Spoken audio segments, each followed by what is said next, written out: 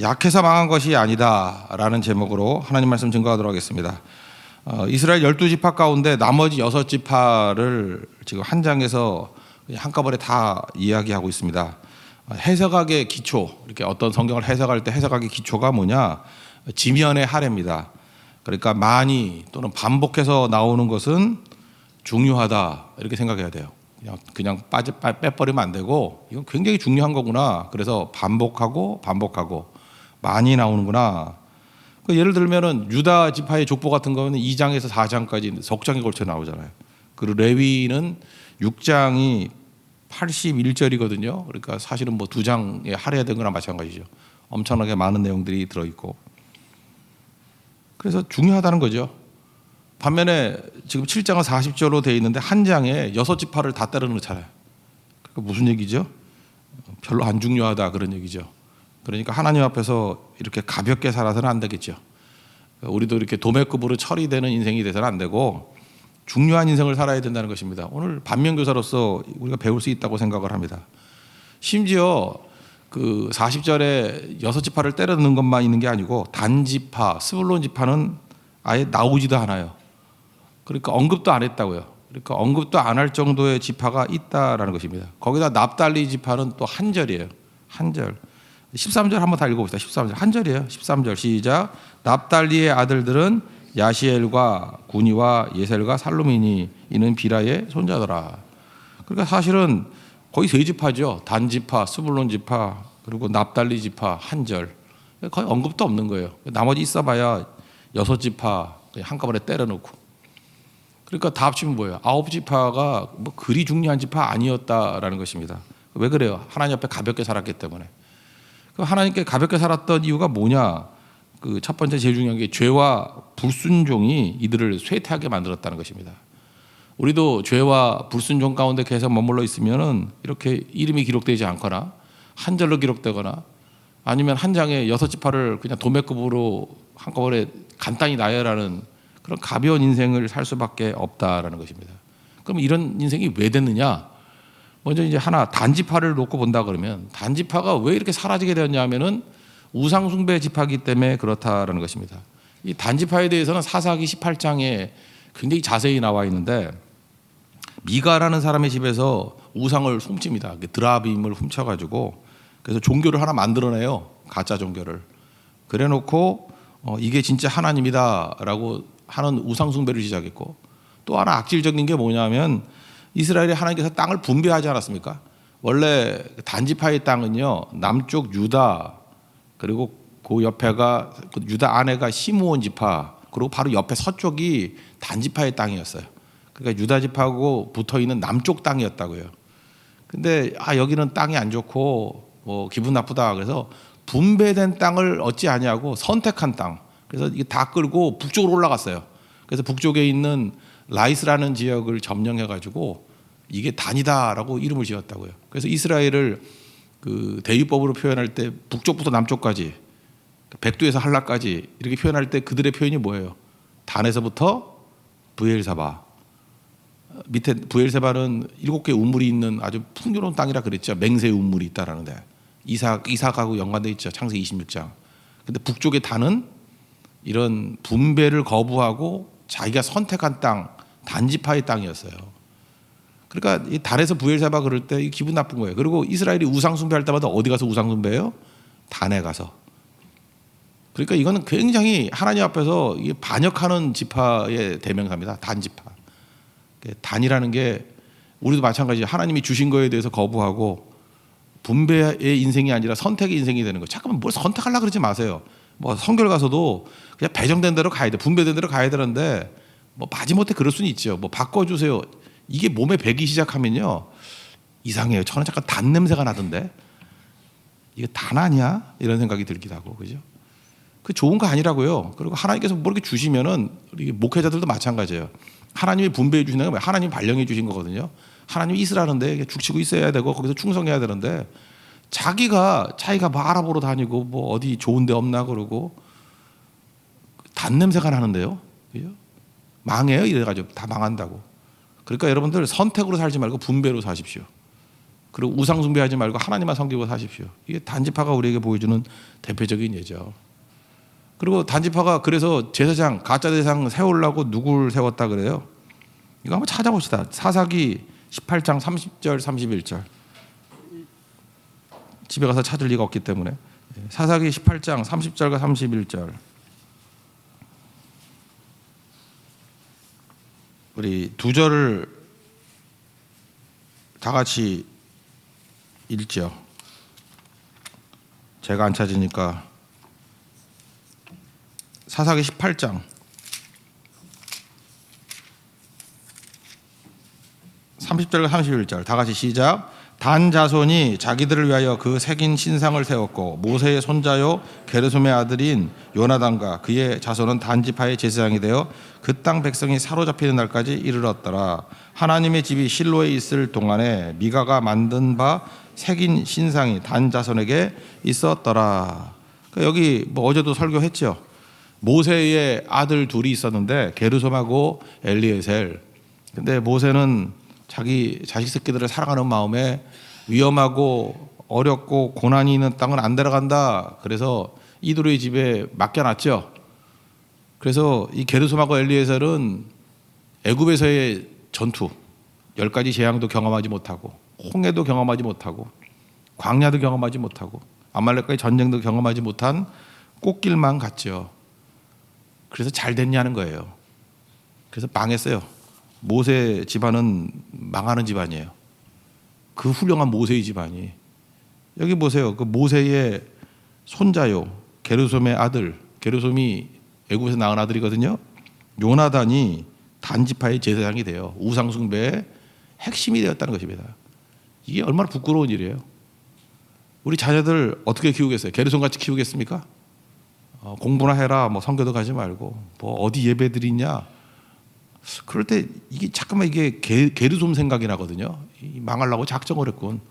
하나님 축복하지 않으면 이렇게 된다는 것입니다. 근데 이 이단 종파가 언제까지 갔냐면 실로에 있을 때까지. 그러니까 사무엘, 다윗이 하나님의 언약궤를 가고 오고 성전 짓기 전까지 우상숭배가 계속됐다는 거예요. 그러니까 이 단지파 망할 놈의 지파라는 거죠. 그리고 그 배후에는 모세의 후손들이 가세했다는 것입니다. 이 죄와 불순종이 완전히 쇠퇴하게 만들어 버렸다는 것입니다. 반면에 모세하고 볼 때 아론은 밀렸잖아요. 그리고 뭐 범죄도 하고 어려움도 있었지만 끝까지 예배 자리 지키니까 그의 아들 두 아들 엘르아살과 이다말, 이 레위기 뭐 그다음에 신명기 어느 성경을 보십시오. 엘르아살의 후에 거기 대제장이 나오고 이다말 그러면 레위인들이 거기서 다 나왔어요. 하나님을 섬기는 사람들. 가장 영광스러운 사람이 됐다는 것입니다. 이유는 뭐예요? 예배자였기 때문에 또 축복하는 사람이었기 때문에. 여기서 할 수 있는 게 뭐예요? 교회를 대적하는 자는 다 망해요. 단지파, 모세의 후손들. 그러나 끝까지 하나님 앞에서 깨지고 넘어졌다 할지라도 예배를 지키고 하나님 앞에 헌신하고 나오면 이렇게 세워진다는 것입니다. 여러분들 레위지파 같은 하나님의 축복의 종들 되기를 축원합니다. 그리고 단하고 또 하나 나오는 게 납달리인데 이것도 왜 중요하냐면은 이게 다 비라의 아들들이에요. 비라. 아까 7장 13절 읽었죠. 납달리 아들들 그랬는데 비라의 손자더라 이렇게 나오잖아요. 비라가 누굽니까? 그 레아의 몸종이었다가 아들 낳게 한다고 보냈잖아요. 시바지로. 그래서 5번째 아들, 6번째 아들. 단이 5번째 아들이에요. 억울함을 푸심. 6번째 납달리가 경쟁에서 이김. 이제 그런 케이스였다고. 레아가 아니라 라헬의 몸종이 라헬의 몸종. 비라가. 근데 비라의 결정적인 약점은 뭐예요? 우리 역대상 5장 1절에 나왔죠. 르우벤은 장자라도 그의 아버지의 침상을 더럽혔으므로 장자의 명분이 이스라엘 아들 요셉의 자손에게로 돌아가서 족보의 장자의 명분대로 기록되지 못하였느니라. 그러니까 장남 르우벤과 그 작은 엄마쯤 되는 거죠. 비라하고 통관을 했습니다. 이걸 하나님께서 굉장히 그 기분 나쁘게 여긴 것 같아요. 그래서 비라의 자손들이 다 망해요. 그게 납달리고 그게 단이에요. 회개했다는 얘기가 없잖아요. 이런 식으로 말한다 그러면 우리 레위 지파도 마찬가지죠. 범죄했죠. 흩어버리리라. 근데 하나님 앞에 회개하고 또 하나님의 일에 충성하고 나오니까 그게 뒤집혀가지고 흩어지는 것이 복이 돼서 제사장으로 흩어지게 만드셨고, 또 피를 보는 거, 그 제사 드리는 동물을 잡는 걸 통해서 예배자로서 피를 흘리는 게 돼버리잖아요. 하나님께 이렇게 다 바꿔 주신다는 것입니다. 그러니까 비라에게서 없었던 게 뭐죠? 회개와 충성이 없기 때문에 그래요. 그러니까 똑같은 죄인이라도 가룟 유다하고 베드로하고 다르잖아요. 우리 다 죄인이고 넘어지는 종 아닙니까?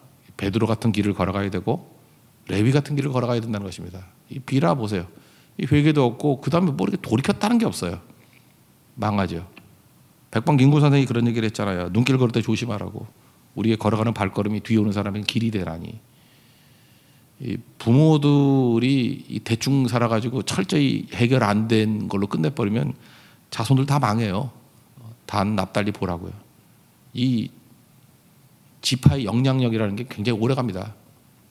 레위 지파는 그걸 끊어버린 지파고요. 유다 지파도 그걸 끊어버렸죠. 유다 지파 창세기 38장에서 뭐라고 얘기해요? 콩가루 지파로 얘기하잖아요. 며느리하고 시아버지 사이에서 애가 태어났던 게 그 유다 지파예요. 콩가루 지파는 아니에요. 다 콩가루였는데 왜 거기는 이렇게 쓰임 받게 되고 유다나 레위는 이렇게 드로핑을 받게 되고 뭐 르우벤이라든지 단이라든지 납달리 얘네들은 안 되느냐? 돌이킴이 없어요. 충성이 없어요. 반면교사로 꼭 깨우쳐야 된다고 생각을 합니다. 또 하나가 에브라임 지파인데 20절부터 29절까지인데 이 엄청나게 강한 지파. 그래서 남쪽을 유다락으로 북쪽을 그냥 10지파를 에브라임이라고 말할 정도로 강력한 지파잖아요. 근데 10절로 이렇게 설명하고 끝내버릴 지파가 아니잖아요. 그러니까 외형적으로는 어마어마한 큰 부자고 강대국이었지만 영적인 의미에서는 10절 처리도 힘들 정도의 아주 가벼운 지파로 처리해버렸다는 것입니다. 도매급 처리죠. 이유가 뭘까요? 이 에브라임은요, 삼중에 역전하는 축복을 받은 사람이에요. 첫째, 12아들이 있는데 12아들 중에 레위를 빼니까 11가 되잖아요. 근데 장자의 명분으로 두 몫을 준 게 요셉이죠. 그래서 야곱이 이렇게 얘기해요. 요셉 네가 아들이 아니라 네 아들 둘. 그러니까 므낫세와 에브라임이 이제는 내 아들이야. 입양한 지. 그러니까 손자를 아들로 치는 거예요. 두 아들은 내 아들이야. 그리고 그 다음 세 번째부터 낳는 거가 네 아들이야. 그렇게 된 거라고요. 그러니까 에브라임은 원래 손자니까 12지파에 들어갈 자격이 없는데 하나님의 축복으로 12지파에 들어오게 됐어요. 거기다가 또 하나가 크로스죠. 이렇게 축복을 할 때 둘째 아들이었거든요. 근데 축복을 이렇게 크로스를 했어요. 그래서 에브라임이 둘째 아들인데도 불구하고 첫째 아들의 영광을 누리게 되었다라는 것입니다. 그러니까 차남의 축복이 장남으로 옮겨간 거예요. 예, 그렇게 돼버렸죠. 그러니까 뭐 엄청난 거죠. 그러니까 이게 여러 가지 뭐 엎어치기 축복이잖아요. 자기가 자격이 없는데도 불구하고. 그러니까 은혜 위에 은혜 위에 은혜로라. 그러면 축복을 잘 간수해야 되는데 간수를 못한 거죠. 우리도 이렇게 성경 끝나고 난 다음에 하나님께서 은혜를 막 부어주시잖아요. 근데 이걸 잘 간수하지 못하면 에브라임 같이 돼버리죠. 에브라임이 간수 못했던 게 뭐냐? 첫째, 교만했어요. 힘세다 우리 힘세다 그러면서 교만하니까 은혜가 떠나죠. 베드로전서 5장 5절 보니까 하나님은 교만한 자를 대적하시되 겸손한 자에게 은혜를 주시느니라. 그러니까 교만 한 번, 두 번, 세 번 교만하니까 이거 쇠락해져요. 아무것도 아닌 게 돼버려요. 그리고 또 하나가 비판하는 거죠. 맨날 이스라엘 지파에도 뭐 비판해요. 뭐 하면은 왜 그러냐 뭐 그러고, 특별히 사사기 같은 데 보면 기드온한테 너 왜 그따위로 돌아 막 이러고요. 왜 전쟁 때 우리 안 불렀어 그러면서 왜 안 들어갔어. 알면서도 안 갔으면서 비판하는 거예요. 우리가 힘 가지면 비판 대신에 용서를 하라고 하는데 용서하라고 비판하는 거예요. 그러니까 용서해야지 주는 사람에게 용서고 받는 사람에게 은혜라 그랬죠. 겸손해야지 은혜가 임하죠. 그러니까 은혜를 떠날지만 골라 하고 있어요 지금 에브라임 지파. 거기다 희생이 없어요. 전쟁의 날에 강력한 힘을 가지고 있으면서도 이게 갈듯갈듯 하다가 안 가요. 지금도 마찬가지예요. 뭐 선교 다 간다 그러다가 마지막 아침에 안 나타나고 뭐 그다음 그 전날 뭐 바빠서 안 간다 그러고 그럴 때 또 이것도 에브라임 냄새가 나. 에브라임 냄새가. 시편 78편 9절을 보면은요. 에브라임 자손은 무기를 갖추고 활을 가졌으나 이게 뭐예요? 다 갈 거 준비 다 해놨으나 전쟁의 날에 물러갔도다. 그러니까 갈듯갈듯 다 하고 참여할 듯 하면서 막판에 싹 빠져버리는 이 엑스라지보다 더 큰 미꾸라지, 이게 에브라임이에요. 그래서 망했다는 거예요. 망했다. 그래서 이 집안의 아이의 이름 하나를 대표적으로 얘기하죠. 23절 다 같이 보겠습니다. 시작. 그리고 에브라임이 그의 아내와 동침함에 임신하여 아들을 낳으니 그 집이 재앙을 받았으므로 그 이름을 브리아라 하였더라. 그러니까 에브라임 지파의 자손의 대표적인 이름 하나를 붙드는 거예요. 브리아. 그 많은 축복을 받고 이 지파의 상징이 뭔지 아냐? 브리아. 브리아야 브리아. 재앙으로 끝나버렸어요. 이게 얼마나 한심한 인생입니까? 에브라임이 2배의 축복이라는 뜻이거든요. 2배의 축복. 에브라임이 2배의 축복이에요. 므낫세가 다 잊어버렸다 그런 거. 옛날 고난을 잊어버렸다. 2배의 축복이, 그러니까 에브라임이 이름이 상징이 2배의 축복이잖아요. 근데 뭐로 바뀌어요? 브리아로 바뀌어버려요. 재앙으로. 왜냐하면 은혜를 쏟고 은혜를 쏟고 은혜를 쏟고 교만하고 교만하고 교만하고 비판하고 비판하고 비판하고 미꾸라지 되고 미꾸라지 되고 빠지고 빠지고 빠지고 모든 여건이 되는데도 불구하고 하나님의 일을 우습게 여기고 에브라임 같이 망한다. 그 얘기입니다. 여기 지파에 대해서 위대한 지파가 여호수아잖아요. 여호수아 안타깝게 한 줄 묘사하고 끝내버려. 27절. 그의 아들은 눈이요 그의 아들은 여호수아더라. 슬픔이 있죠. 이 지파에 이렇게 대단한 지도자가 나왔음에도 불구하고 망하고. 그러니까 이 모세도 후손 다 망하고 여호수아도 후손 다 망하고. 그러니까 모세나 여호수아 자식 교육 하나는 정말 한심하게 했던 사람들이에요. 그죠? 이게 남 얘기입니까? 우리 자식 뭐 함부로 얘기할 수 있어요? 우리 조시 선생님도 그렇지만 뭐 우리가 자식 가진 사람이 누구 남 얘기할 수 있어요? 이게 우리 반면교사를 삼아야 된다는 거예요. 그 훌륭한 사람들이 자식 때문에 이 꼴 되더라. 그리고 28절 29절은 다 같이 한번 읽겠습니다. 시작.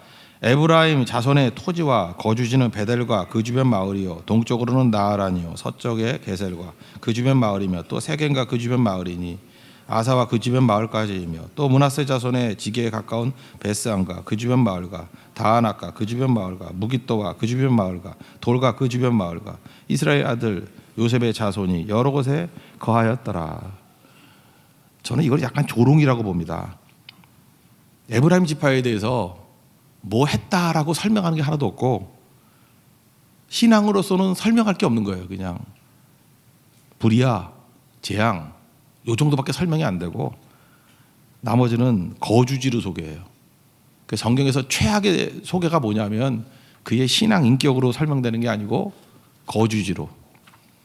저 땅은 에브라임 땅이었다. 저 건물은 쟤네 건물이었다. 쟤는 조물주보다 더 나은 건물주가 되었더라.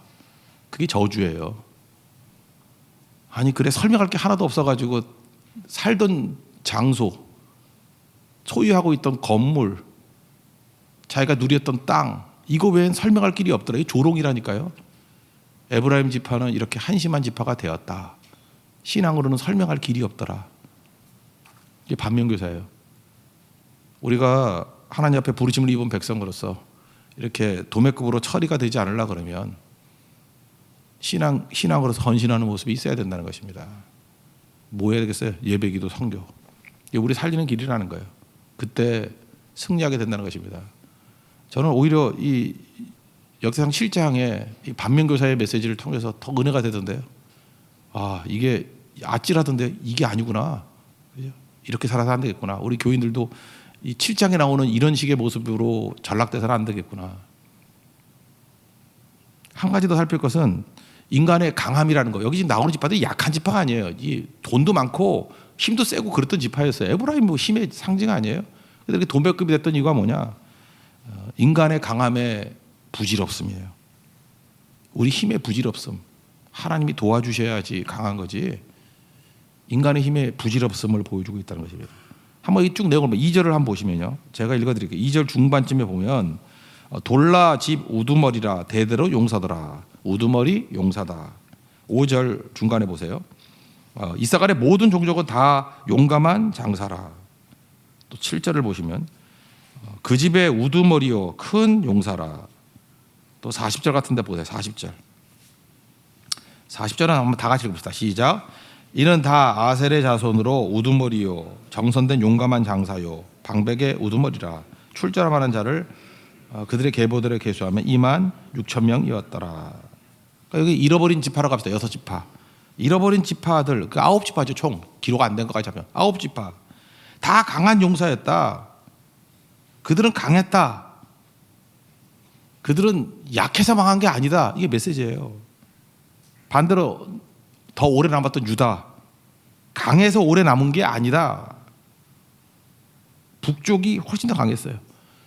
북쪽 지파들이잖아요. 북쪽 지파들이 싸움꾼이었어요. 근데 망했습니다. 왜 망했어요? 인간의 강함은 부질없다라는 거예요. 하나님이 도와주셔야 승리하는 거다.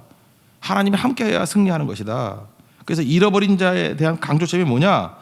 힘과 용맹이 우리의 운명을 좌우하는 게 아니라는 거예요. 신앙이, 하나님이 도우심이 우리 운명을 좌우하는 것이다. 그러니까 다시 핵심이 뭐예요? 예배에 힘쓰고 기도에 힘쓰고 선교에 힘쓰는 자들 되라. 그러면 약해도 이기는 길이 있고, 약할 때도 강하게 되는 길이 있고, 또 강하다 그래도 이렇게 망하는 길이 있다는 것입니다. 우리 7장을 반면교사로 잘 삼아서 우리 죄를 끊어버리고 불순종을 끊어버리고 다시 하나님 앞에 은혜 가운데 쓰임받는 인생이 되는 우리 축복이 임하기를 바랍니다. 그리고 인간의 힘 부질없습니다. 하나님의 도우심을 구하는. 언제 하나님이 일하셔요? God works. 언제 일하셔요?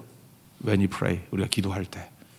하나님 앞에 기도하면서 예배자 되는, 기도하면서 선교자 되는 우리 축복이 임하기를 기원합니다. 자리에서 일어나겠습니다. 약할 때 강함 대신에 찬양하겠습니다.